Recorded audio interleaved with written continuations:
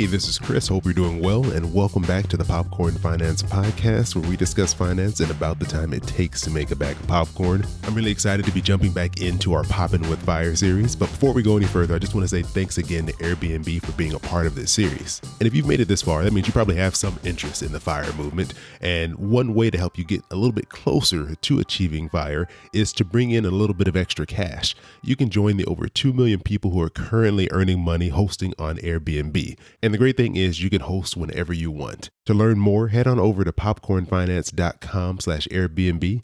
And if you start hosting, you'll receive a $100 cash bonus if you generate $500 in booking value by May 31st. Terms and conditions do apply. So thanks again to Airbnb for being a part of this series. Today in this fourth episode, it's just going to be me, no guest today, because I wanted to talk about the many paths to FI, or financial independence. And I think the best way to start is to look at the components of the FIRE acronym. So there's really two pieces. There's the FI and there's the RE portion. So for the FI, that's the financial independence portion of this movement.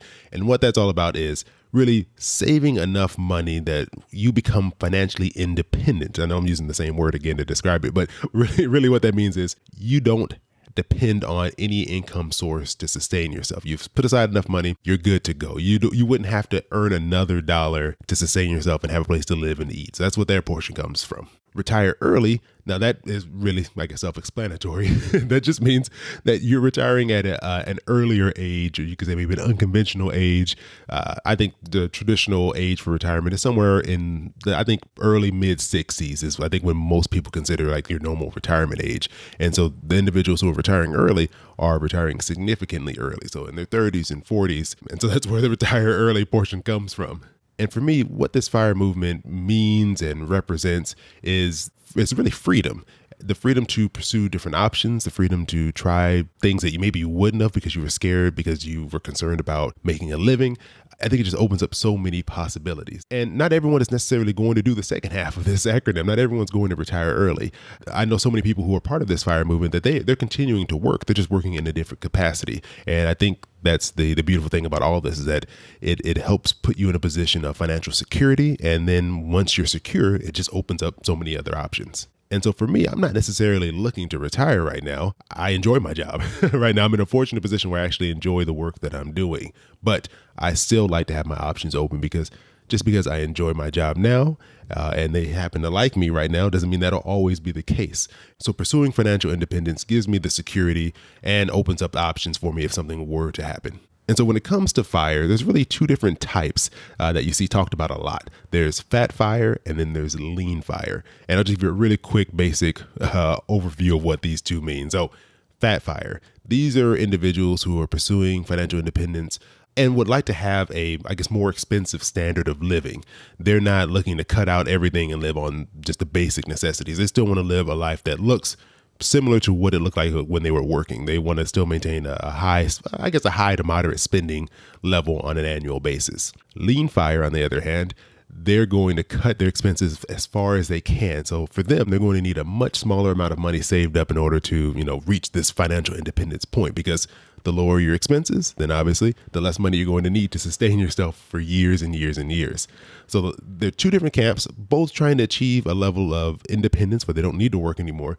But for them, they have a completely different outlook on what it is they want, what they want their life to look like going forward as far as the amount of money that they're going to spend and the, type of lifestyle that they'll have. Nothing wrong with either of them. It's really a personal choice. And so it's a spectrum. There's not just I'm going to need a lot of money or I'm going to need a little bit of money. It's really up to you. You can be anywhere on the spectrum between lean and fat FIRE. It's just whatever fits your lifestyle and your real goals and wants for your life. And the last thing I wanted to touch on was how has the FIRE movement impacted me personally? And I think the thing that I've seen change the most after learning about the FIRE movement, reading about it, and just hearing other people talk on this whole thing is that I'm always encouraged and motivated by the amount of money that these individuals are saving. Because when you think about it, you can't save 10% of your income and reach financial independence. It just mathematically, that's not going to work out for you. I mean, I could be wrong, but I think you're going to need a little bit more than 10% saved from each one of your paychecks.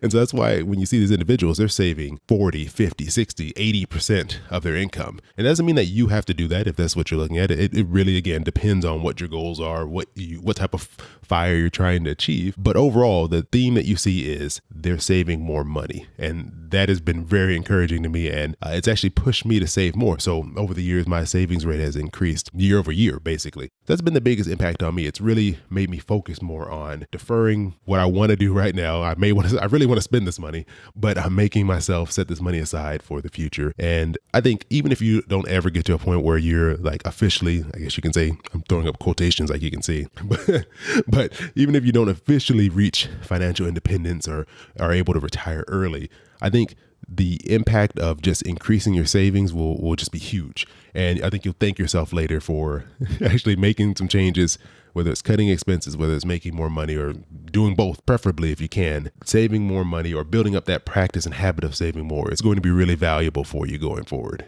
So after hearing all this, you're 4 episodes in, I really want to know, what are your thoughts on the FIRE movement? Do you like it? Do you not like it? Do you have a problem with it? Do you have questions? I love to hear from you. So as always, you can reach out to me by going to popcornfinance.com/voicemail. Another big thing that's going on is that this is the start of America Saves Week, which is one of my favorite weeks of the year. I have something special for you, but before we jump into that, let's take a quick break. Thanks again to Airbnb for being a part of the Poppin' with Fire series. I think we all wish that we had a little extra cash to help us boost our retirement savings. Visit popcornfinance.com/Airbnb to start hosting, and you'll receive a $100 cash bonus if you generate $500 in booking value by May 31st. So make sure you visit popcornfinance.com/Airbnb to learn more and sign up. Terms and conditions apply.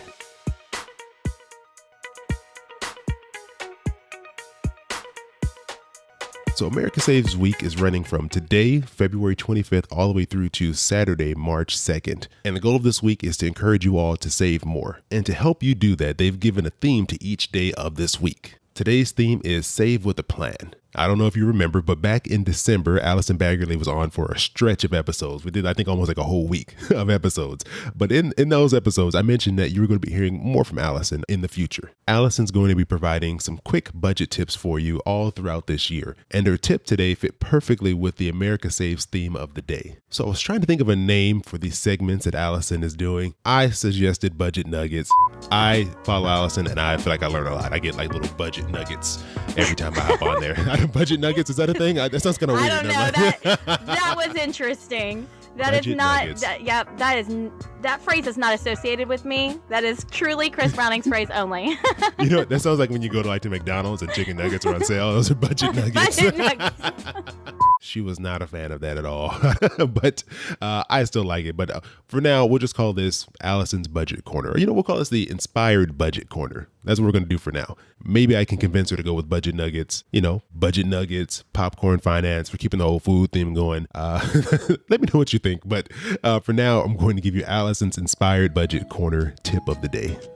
Hey, this is Allison from Inspire Budget with your budget tip. Whenever you set up your budget, you're going to want to set up a sinking fund. And what that is it's basically a fund or a savings fund where you set aside money for things that you know are going to happen. For instance, I know that I'm going to have to eventually replace the tires on my car. And so I have a car maintenance sinking fund to cover any costs that are going to come up. That way, whenever I take my car to the shop and they say, oh, you need all 4 new tires, that's going to be $500. Maybe I have $400 in that sinking fund and it helps cover the cost. So you're going to want to set up sinking funds for things that you know are going to take place. It could even be things like Christmas, holidays, birthdays. So get those set up. And that is your budget tip. Learn more budget tips at inspirebudget.com or follow me on Instagram at inspirebudget.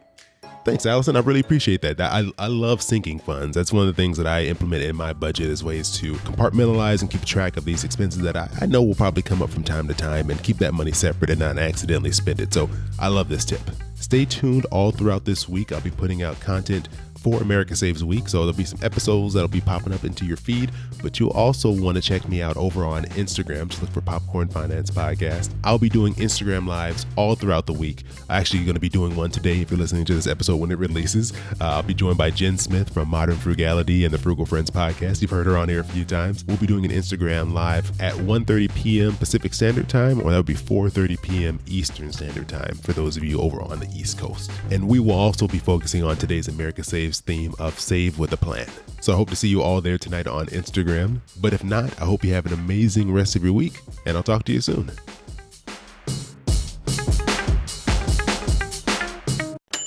Yeah, boy, keep it poppin' like Mary Poppins.